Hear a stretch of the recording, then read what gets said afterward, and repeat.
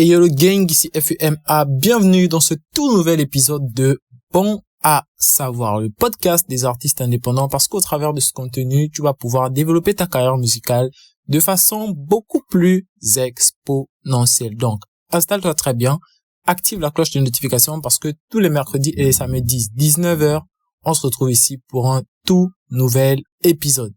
Alors, la dernière fois, nous avons parlé du positionnement artistique.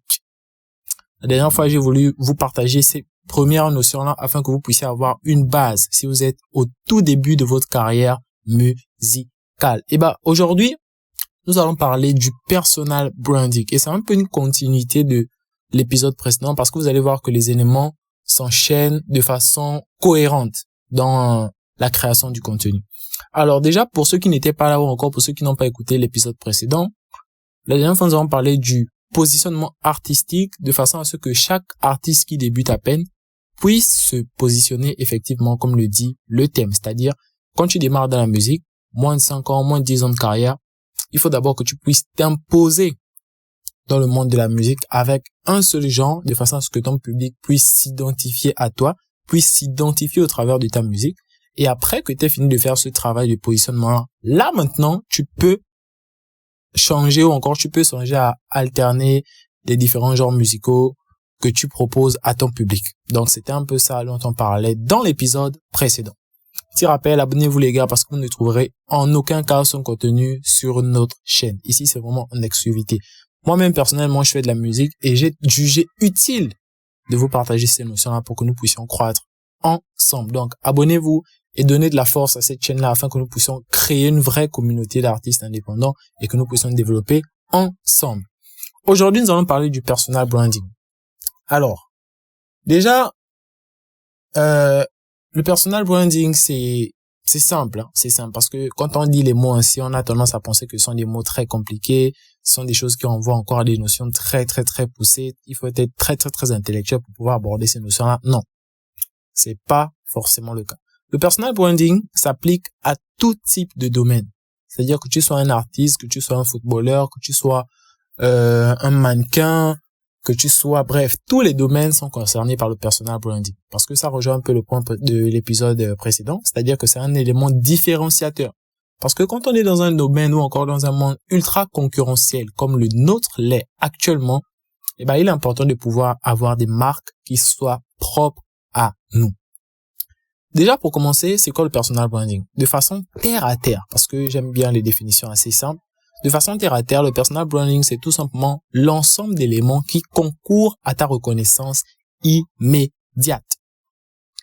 C'est l'ensemble d'éléments qui concourent à ta reconnaissance immédiate. C'est-à-dire que quand on perçoit ou l'on entend ces signaux-là, automatiquement, ça nous renvoie à toi, à ta personne en tant qu'artiste, mais aussi en tant que marque, parce que l'artiste, c'est avant tout une marque. Et je vais vous prendre un exemple simple. Quand tu entends tiens, retiens, ça te fait penser à quoi?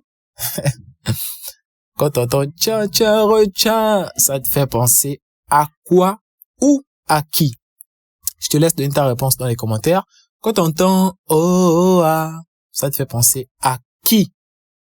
Cette petite signature auditive là, si on peut l'appeler ainsi. Quand t'entends oh ah les zé, ça te fait penser à qui? Quand t'entends zé, là également ça te fait penser à qui?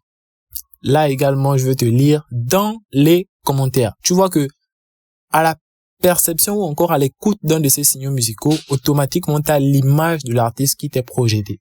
Et le personal branding c'est ça, c'est avoir des signaux qui sont propres à nous de façon à ce qu'on puisse nous reconnaître immédiatement à l'écoute ou encore à la perception de l'un de ces signaux. Et en tant qu'artiste, tu dois pouvoir travailler ça, tu vois. Tu dois pouvoir travailler sur ton personal branding, tant sur le plan visuel que sur le plan auditif. D'ailleurs, c'est pas pour rien que l'audiovisuel contient plusieurs types de services qui, qu'on pourrait qualifier de services complémentaires parce que c'est toute une chaîne de valeur qui se complète carrément. Donc, en tant qu'artiste, comme je le disais précédemment, tu dois bosser là-dessus. Donc, quand tu es en studio, et là, par exemple, pour commencer, on peut rester sur le plan auditif. Quand tu es en studio, tu dois avoir des signatures auditives, si on peut appeler ça ainsi sur cette chaîne. Tu dois avoir des signatures auditives qui fassent en sorte qu'on puisse te reconnaître. C'est-à-dire que quand on chaîne directement avec ces signatures-là, automatiquement, on sait que ouais, là c'est la Fuma qui a posé. Là, par exemple, on sait que là, c'est Shiva, mon frérot, qui a posé. Là, par exemple, on sait que c'est Vao. Là, par exemple, on sait que c'est Catégotique. Tu vois, etc. On doit savoir automatiquement que, non, là, après avoir écouté cette signature auditive, là, automatiquement, je sais que c'est tel, c'est tel, c'est tel. Et c'est ultra important parce que tu vois, rien qu'à l'écoute de cette signature auditive, au tout début de tes morceaux, par exemple, bah, le public va s'habituer à toi et va te reconnaître plus facilement. Et ça fera en sorte que, au fur et à mesure que tu vas sortir des sons de qualité, bah, le public va t'accepter plus facilement parce qu'il va te reconnaître également plus facilement. Mais si t'arrives, et ça rejoint même l'épisode précédent de ce podcast, si t'arrives déjà, tu commences avec un truc afro, tu viens dans un premier son avec après dans un second son, tu viens avec Eze, ce sont des exemples. Je ne dis pas que tu vas carrément copier ces signaux auditifs-là, mais tu vois que ça va créer en fait une dissonance cognitive parce que tu vas perdre ton public. Tu vas perdre ton public par rapport à tes signaux auditifs, tu vas perdre ton public par rapport à ton genre musical et ça ne va pas faciliter la cohésion et donc ça va rendre plus difficile l'acceptation du public parce que le public n'aime pas les artistes qui se dispersent. Donc ça, c'est uniquement sur le plan auditif, si on peut le dire ainsi. Maintenant, sur le plan visuel, tu dois là aussi avoir des signaux qui te sont propres, c'est-à-dire ton image. Comment est-ce que tu te vêtis en fonction du genre musical que tu veux mettre en avant, par lequel tu veux que l'on puisse te reconnaître, bah, tu dois là également avoir un style vestimentaire qui va en adéquation avec le genre musical. Si tu fais du rap, tu vas pas porter tout le temps des chemises fleuries, tu vas pas porter tout le temps des longues manches, etc. Tu vois un peu le truc. Donc, il y a ce travail-là que tu dois pouvoir faire en matière de personal branding pour pouvoir asseoir ton talent, asseoir ton nom d'artiste en tant que marque par rapport à ton public.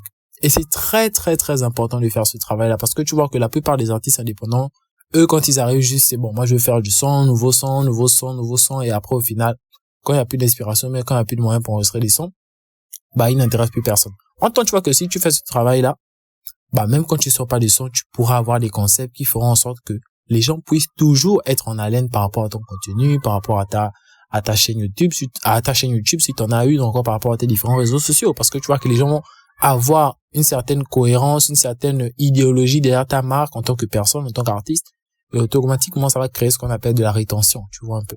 Donc, tu dois avoir ces petits signaux-là, tant sur le plan auditif que sur le plan visuel. Et là, vraiment, tu dois vraiment avoir ce que l'on appelle une direction artistique, pas assez poussée, mais une direction artistique, comment dirais-je, alignée. C'est-à-dire entre le genre musical que tu as choisi pour te différencier ou encore pour t'identifier en tant qu'artiste et ton personal branding. Tu vois que ta direction artistique doit être totalement alignée et en parfaite cohérence. Tu vois un peu. Donc, si t'as pas de direction artistique, déjà, si tu sais pas ce que c'est, on va en parler dans les prochains épisodes. Raison pour toi de plus pour t'abonner à cette chaîne parce que tu ne trouveras pas des explications beaucoup plus simples ailleurs. Donc, tu t'abonnes en même temps si c'est pas encore fait. Mais c'est vraiment ça. Tu dois avoir une direction artistique alignée avec et ton genre musical et ton image de façon à ce que tu puisses avoir un impact beaucoup plus important par rapport à ton public. Donc, si vous avez des questions, si vous avez des points que vous aimeriez que l'on énumère plus prochainement sur les épisodes à venir, avant d'autres par exemple, vous pouvez les mentionner en commentaire et ce sera avec plaisir que je ferai des épisodes là-dessus. Déjà, pour commencer, mets en commentaire ton nom d'artiste et le genre musical par lequel tu aimerais que l'on puisse t'identifier. Et ça va permettre à ce qu'on puisse déjà créer un bon petit réseau et aussi se donner de la force mutuellement. Sur ce, je te donne rendez-vous mercredi prochain, 19h même heure, ici sur YouTube pour un tout nouvel épisode de Bon à savoir, le podcast des artistes indépendants. Allez, peace.